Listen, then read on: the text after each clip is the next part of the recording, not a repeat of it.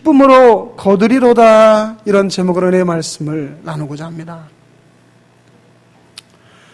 저는 고등학교 3학년 학생들을 보면 참 딱하죠.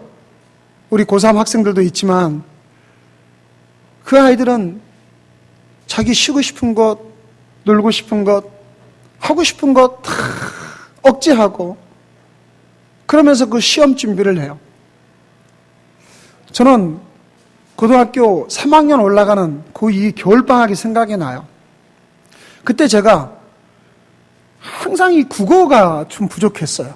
고등학교 3학년 올라가면 국어를 한 번에 이게 성취가 안 되는 그런 과목이라 내가 올 겨울방학에 어디에도 나가지 않고 두문불출하고 국어를 내가 잡아야 되겠다. 그래가지고 책을 딱 2권을 잡았어요. 책 2권을 잡고 한 달 동안을 밖에 나가지 않겠다. 몸이 아파서 병원을 가지 않으면 죽을 지경이라도 내가 방에서 죽으면 죽었지. 내가 집에서 안 나간다. 작정을 하고 이빨을 딱 갈고요. 앞에다가 혈서까지 썼어요. 진짜로. 내가 워낙에 결심이 약하니까. 이 손가락을, 이거를 어떻게 피를 내나. 얼마나 아플까. 그걸 막 그냥 들들들 떨면서 할까 말까 하면서 에라. 내가 각오와 결단했지. 칼을 빼들면 무라도 자른다는데. 그래가지고 칼로 여기를 싹 베가가지고 혈서를 진짜 썼어요. 그렇고 앞 책상에다 딱 붙여놓고 승리! 반드시 내 결단한 들이 이긴다. 그래 놓고요. 그 겨울에 다른 거 하나도 안 해. 국어책 2권을 고등학교 1학년 또 3학년까지를 완전히 정말 걸레가 되도록 팥벌했어요. 얼마나 밖으로 나가고 싶던지 어쩌다 친구들은 와가지고 문을 두드리면서 야 스케이트 타러 가자 뭐하자 빵 먹으러 가자 부르는데 어찌나 나가고 싶던지 말이죠. 근데 다행스럽게 한 번도 아프진 않아서 병원은 안 가게 됐고 한 달 내 책 2권을 딱 걸레가 되도록 띄고 놨는데요. 그리고서 고3 올라가서 국어 시험을 보는데 세상에 이거는 뭐 국어가 아무것도 아닌 거예요. 여러분이 보시기에도 제가 책도 좀 읽는 것 같고 뭐 문장 파악도 하는 것 같으시죠? 제가 다 그때 그 실력이 길른 겁니다. 그래가지고 고등학교 3학년 내내 국어를 전교에서 다른 건 잘 못해요. 전교에서 1등과 2등을 놓치지 않았어요. 그 한 달에 피눈물 나는 결단의 결과였어요. 나중에는 국어 선생님하고 막 문제가 잘못 냈느니 잘 냈느니 정도까지 올라갈 정도로 국어에 일취월장을 했습니다. 그렇다고 뭐 제가 문장 실력이 뛰어나거나 문예 창작학과를 갈 정도의 실력은 전혀 없었습니다. 단지 시험을 잘 보기 위한 준비였습니다. 그 한 겨울에 정말 속으로 쓴눈물과 피눈물 나는 결과가 있었더니 그 열매가 그렇게 달게 되더라는 것을 저는 경험을 한 적이 있어요. 여러분, 농부가 봄에 허리가 아프고 다리가 아프고 배탈이 나고 힘이 없고 연약해요. 그럼 농부가 봄에 파종하지 않아요. 힘들어서 못하겠다 한다면 가을에 가서 수확할 것이 있겠습니까? 절대로 심지 않은 데서 거둘 수가 없는 것입니다. 저는 그 서천에 집회를 가면 시골이라 가끔 그 할머니 할아버지들 80 넘으신 할머니도 허리를 붙잡고 꼬부랑 할머니가 지팡이를 잡고 올라오시는 분도 계시고 어떤 분은 관절이 안 좋다고 관절을 쩔뚝하면서 올라오시는 분도 계세요. 그러면 그분들이 아이고 목사님 나 기도해 주세요. 나 가서 지금 빨리 김 매러 가야 돼요. 아니 할머니 그렇게 허리도 아프신데 무슨 또 김을 매러 가세요. 글쎄 내가 안 하면 할 사람이 없으니까 해야지요. 안 하시면 안 됩니까? 안 하면 거둘 게 없어. 그 어르신 말씀이 안 하면 거둘 게 없대요. 여러분, 우리가 기쁨으로 거두기를 소망합니까? 우리 인생에 무엇인가 추수할 것이 있기를 소망합니까? 여기에 우리 학생들도 있는데 여러분 중고등학교 시절에 무엇인가 내가 뿌려놓지 않으면 여러분들이 좋은 대학, 여러분들이 나중에 좋은 인생을 거둘 수가 있다고 생각합니까? 잘 나가고 좋은 대학 가고 뭔가 사회에서 자기 몫을 하는 사람들은 거저 그 자리까지 올라간 줄 아십니까? 그저 쉽게 우연히 된 것이라고 생각합니까? 저는 사실 아무것도 아니에요.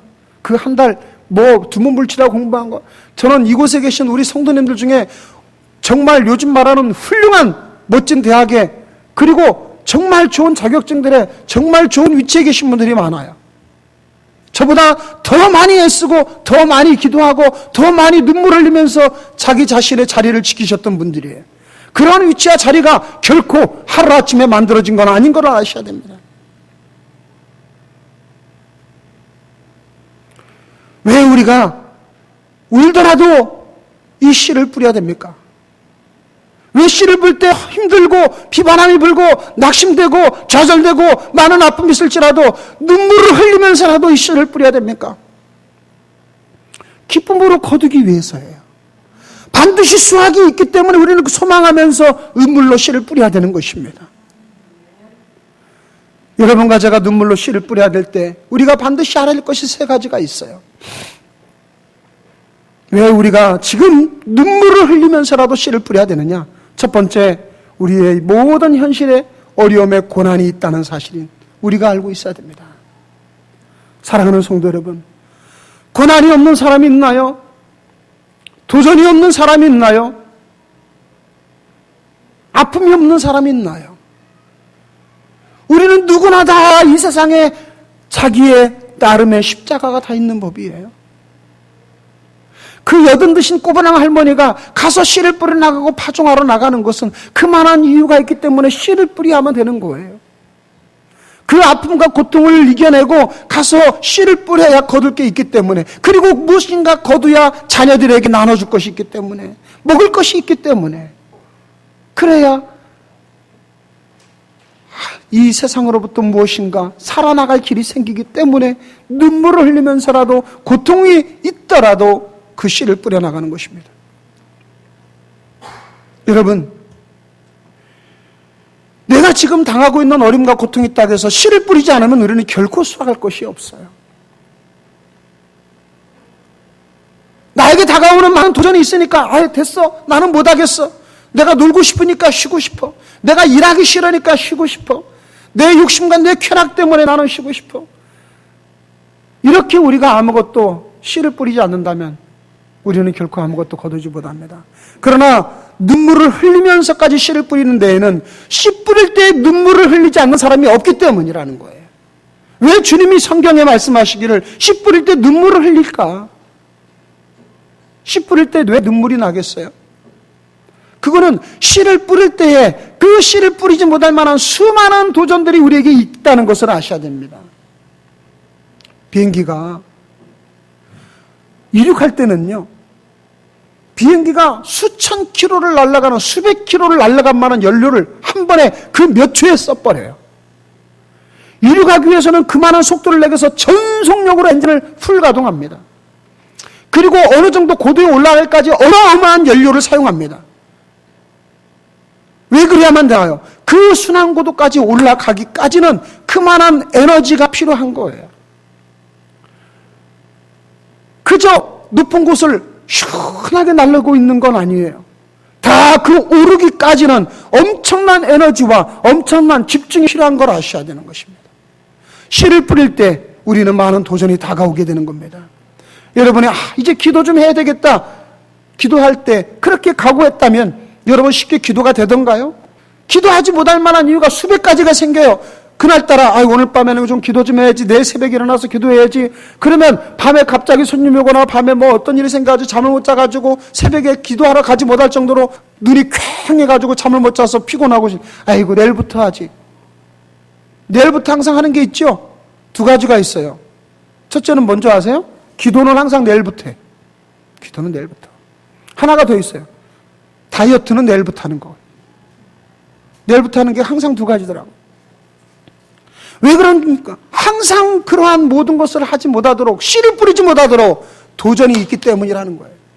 공부를 열심히 하고 싶어도 내 마음에 게임하고 싶은 유혹이 있고, 무엇인가 열심을 내고 싶을지라도 내 육신적인 욕망이 있고, 쉬고 싶고 편안하고 싶고. 그러나 사랑하는 성도 여러분, 이 모든 고난과 도전과 유혹과 갈등은 없는 사람이 없어요.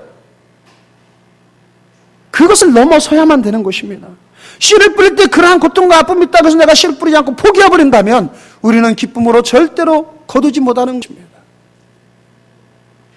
데살로니가 후서 1장 5절에 이런 말씀을 합니다. 이는 하나님의 공의로운 심판의 표요 너희를 위하여 하나님의 나라에 합당한 자로 여김을 받게 하려 함이니 그 나라를 위하여 너희가 또한 고난을 받느니라.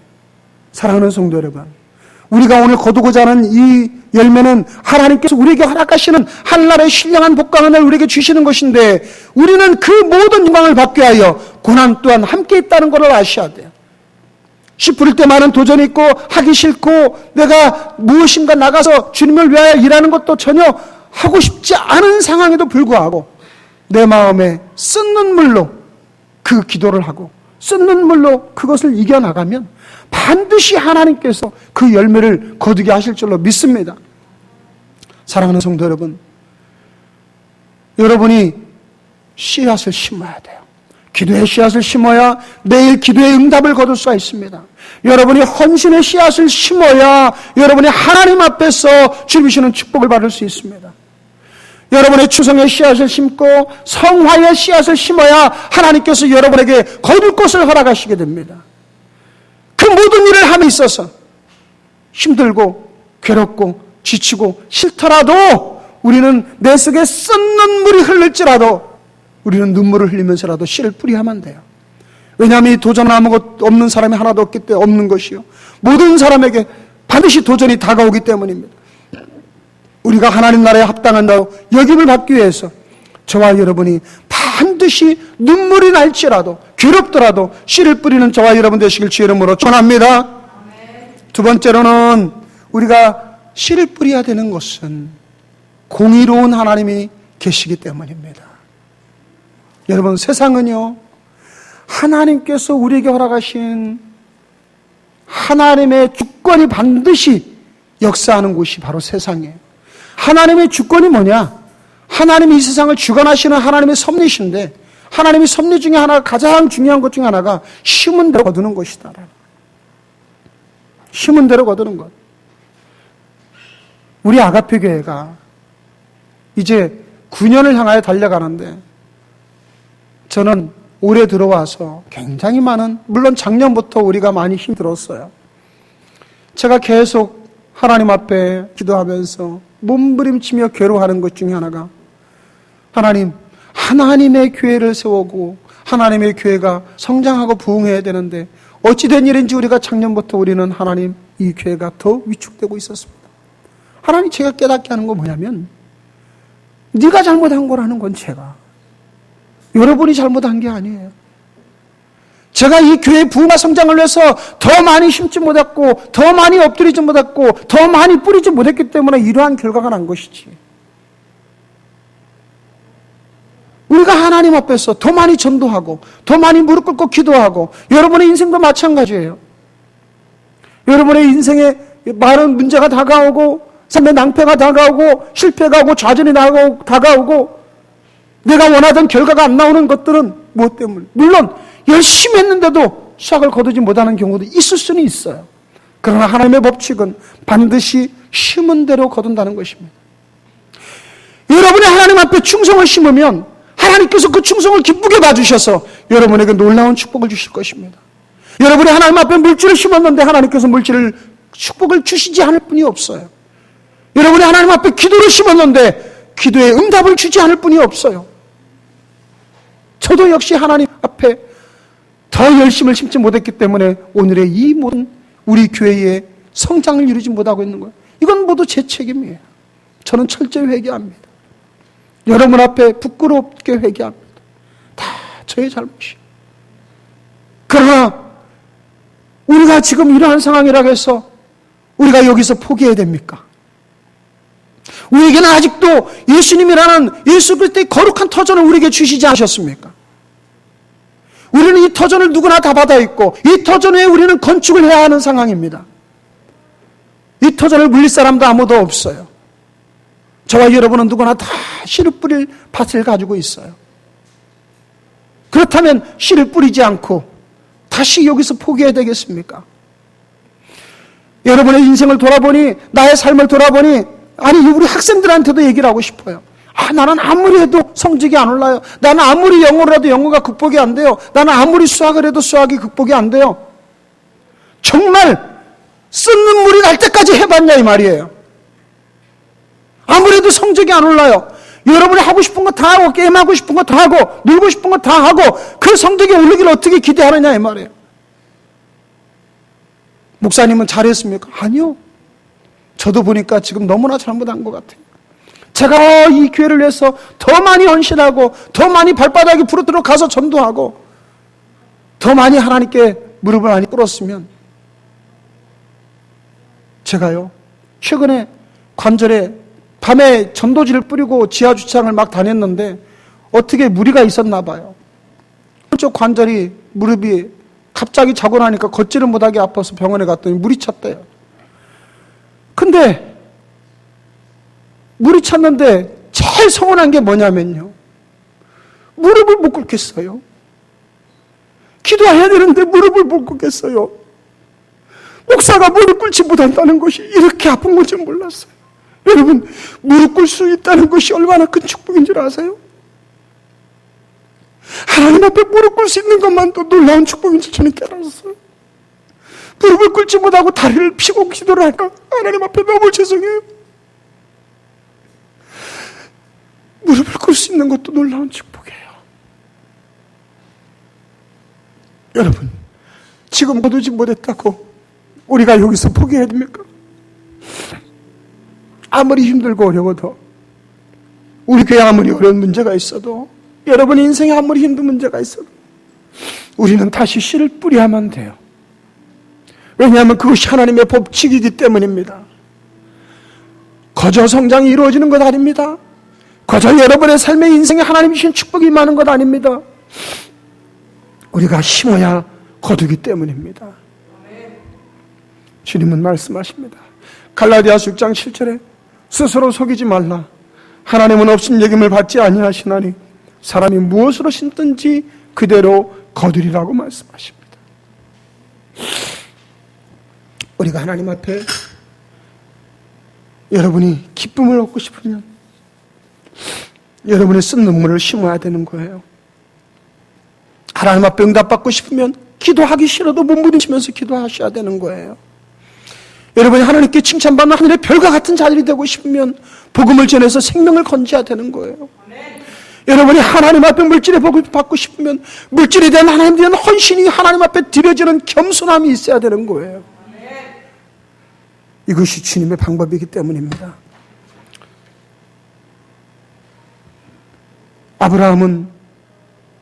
아브라함의 아들 이삭의 며느리를 얻기 위해서 아브라함의 종에게 이방에 가지만 내 고향으로 가서 이삭의 며느리를, 나의 며느리를 데려와, 이삭의 부인 될 사람을 찾아와라.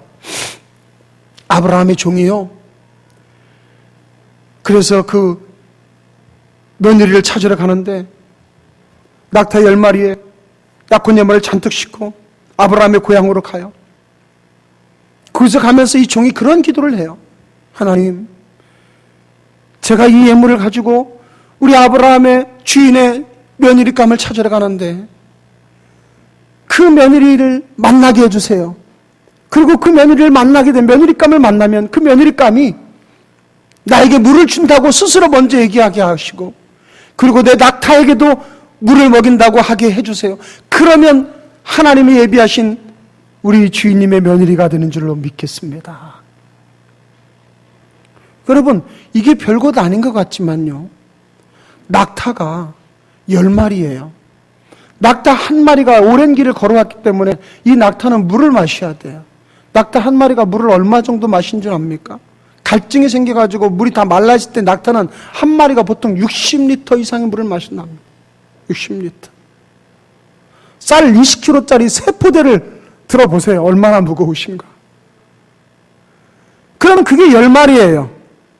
그 당시에 고중에 옛날에 고대 근동에서 우물의 두레박 하나가 큰 것은 보통 20리터의 두레박이랍니다. 한 번에 20리터 양이 들어간 두레박. 그러면 낙타 한 마리당 3번의 두레박을 길어야 되고 10마리면 그 20리터 가득히 물로 자그마치 몇 번, 30번을 물을 길어 올려야 이 낙타 10마리 물을 주는 거예요. 그러한 말을 함부로 하겠어요? 그 여인의 몸으로? 그런데 아브라함의 며느리 된 리브가는 스스로 내가 이 낙타의 물을 주겠습니다 라고 부탁하지도 않은 말을 해요. 물론 하나님의 역사죠. 하나님의 주권적인 역사가 있기 때문에 이 아브라함의 며느리 리브가가 그러한 말을 했겠죠. 그러나 리브가는 사랑의 마음, 긍휼의 마음으로 알지도 못하고 생전 처음 본 그 나그네에게 내가 낙타에 다 물을 먹이겠나이다. 그 엄청난 팔에 힘이 빠져가면서 30번 이상의 물 양동이를 길어 올리는 노동을 감수했다 이 말이에요. 그렇게 심었다 이 말이에요. 그랬더니 어떤 결론이 납니까? 이 아브라함의 종이 하나님이 예배하신 딸이 이 딸이구나. 그리고 그 10마리에 가득 실어온 금은 보화를 그 집에 예물로 주는 것입니다. 심었기 때문에 열매를 거두게 되는 거예요. 사랑하는 성도 여러분, 하나님은 전혀 우리에 대하여 공짜는 없습니다.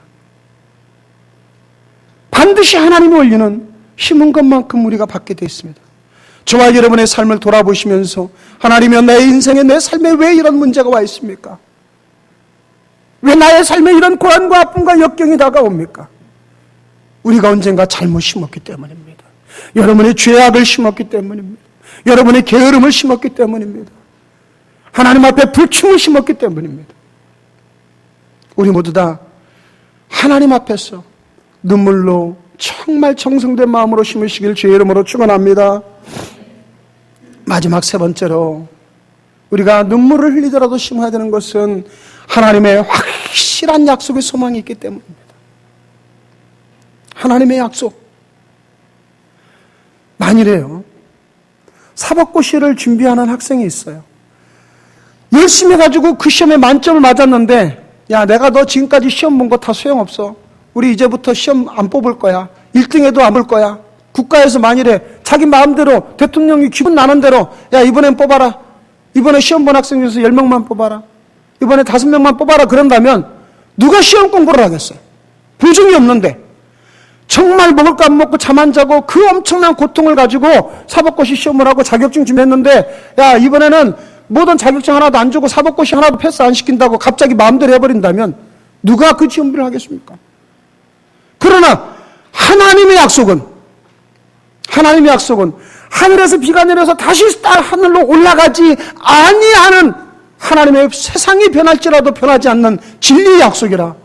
이 약속이 우리에게 무엇으로 주어지셨냐면 고린도서 3장 6절로 7절에 이런 말씀을 합니다. 나는 심었고 아볼로는 물을 주었으되 오직 하나님께서 자라나게 하셨나니 그런즉 심는 이나 물 주는 이는 아무것도 아니로되 오직 자라게 하시는 이는 하나님뿐이니라. 여러분, 우리가 심으면 하나님이 자라나게 하신다고 약속하셨는데 세상에 이보다 더 놀라운 축복이 어디 있어요?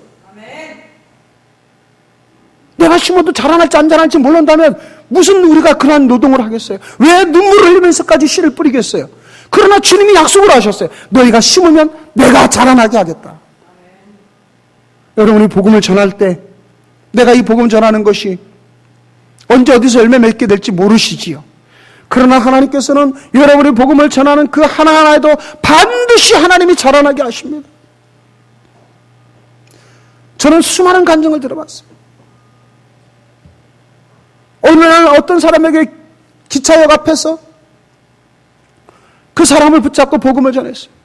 그런데 그 사람이, 젊은이가 술이 이렇게 취해가지고 여기서 이렇게 시끄러운 소리를 나를 붙잡고 하냐고 그러면서 술이 취한 김에 그 복음 전하는 집사님을, 여집사님 정강이를 막 걷어차버렸어요. 얼마나 아팠겠어요. 요즘 같으면 뭐 정말 신고돼서 폭행죄로 들어가겠지만 그 집사님은 너무나 아파서 그거를 정강이를 붙잡고 엉엉 울면서, 그리고 정신 차리면 그 사람은 가버렸고, 나중에요, 그 사람이, 그 복음 전달받은 사람이 엄청난 고난 가운데 나중에 교회를 오게 되고, 그리고 교회에 와서 그 여집사님을 만났대요. 그 사람 눈물을 흘리면서 회개. 당신이 전한 복음 때문에 내가 여기에 와 있고 그 아픔과 고통을 준 것에 대해서 엄청난 회개와 사과를 합니다. 우리가 복음을 전할 때 어떻게 그것이 자라날지 우리는 아무도 몰라요. 그러나 주님은 분명히 약속하시기를 자라나게 하신다고 약속하셨어요. 여러분과 제가 하나님 앞에 물질의 씨앗을 심어요. 반드시 하나님 자라나게 하십니다. 여러분이 하나님 앞에 기도의 열매를 심어요. 반드시 하나님 기도의 응답을 줄 줄로 믿습니다. 여러분이 하나님 앞에 충성의 열매를 심고 봉사의 열매를 심고 전도의 열매를 심어요. 반드시 하나님께서는 자라나게 할 줄로 믿습니다. 이것은 약속이기 때문이에요. 그렇다면 저와 여러분들이 아무리 속에서 힘들고 피눈물이 나고 쏟눈물이 날지라도 우리가 안 심겠어요? 분명히 하나님이 자라나게 하시면 그 수확을 거두게 하실 텐데 우리는 심어야 될 줄로 믿습니다. 갈라디아서 6장 9절에 말씀을 합니다.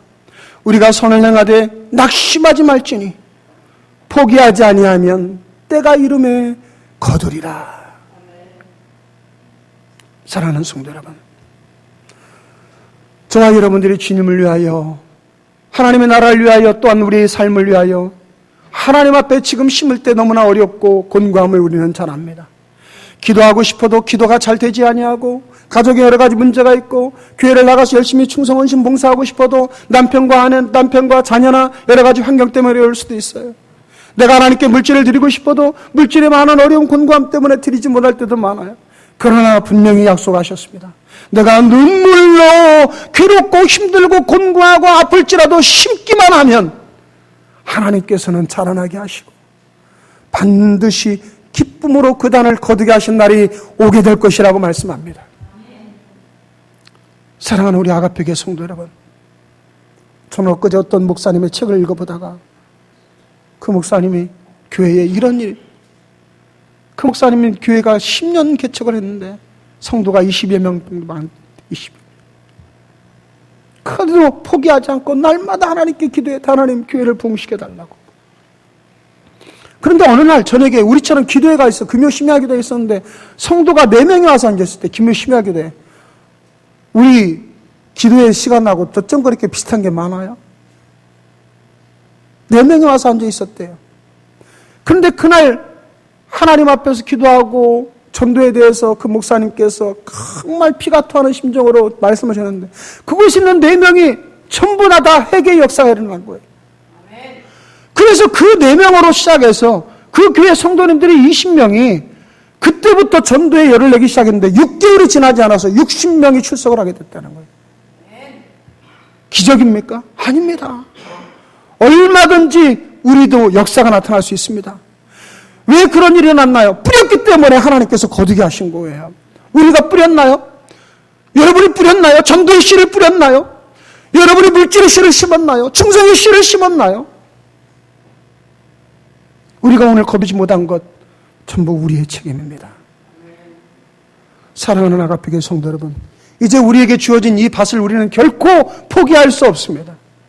지금 비록 우리가 연약해졌을지라도, 지금 우리 교회가 여러 가지 재정적인 어려움에 풍전등화 같은 문제에 처해 있을지라도 우리는 결코 포기하지 않습니다.